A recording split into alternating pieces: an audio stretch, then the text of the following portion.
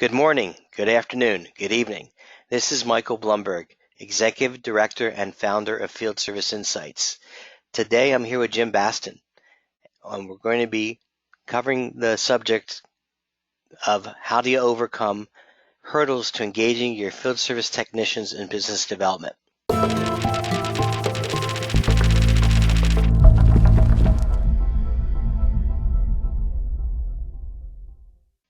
Let me give you a little bit of background on Jim. He's an expert on helping technical service companies develop and implement strategies to transform field service personnel from reluctant into enthusiastic promoters of their company's products and services.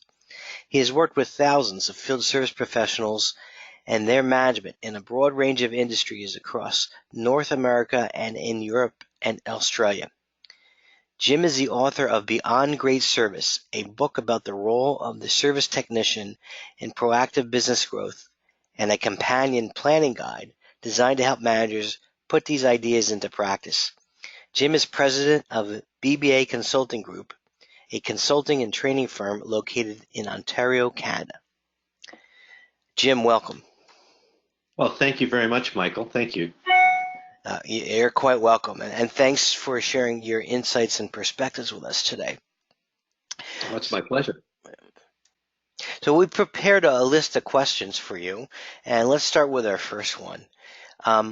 What is the most critical challenge facing field service leaders when it comes to enabling their field service technicians to sell services? That's what we're here about today, is getting them to be business development people. So what do you think is the most critical challenge to them?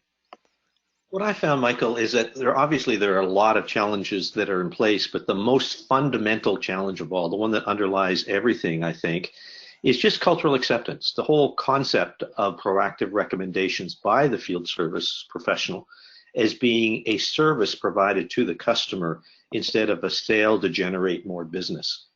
And I think that's really an important problem in the sense, or challenge in the sense, that I think it has an impact on the overall effectiveness that a service company can expect in engaging your field service technicians.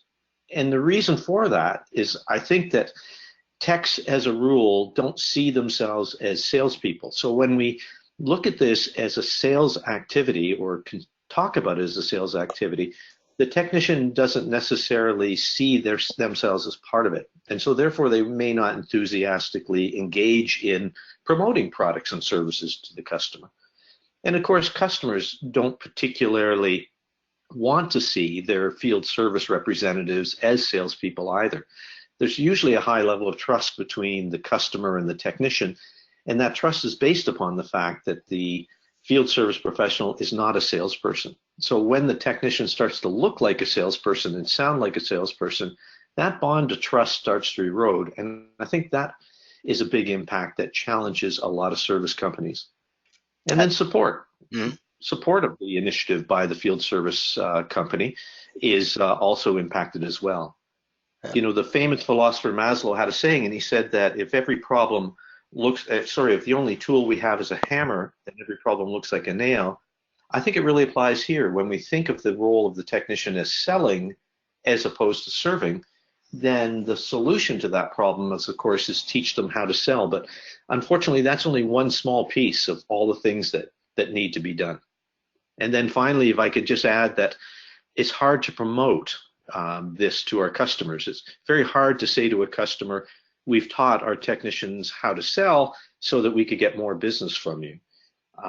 In fact, that becomes a really good self-test. If you're looking at your own business and trying to determine, whether I do look at it as a service or a sale, ask yourself the question, do I tell my customers about it? And if the answer to that question is no, then further explore as to why not. And often you'll find that the reason that we don't tell our customers about it is that although we can see a lot of benefit for ourselves, we don't necessarily see it for a benefit from the customer's perspective.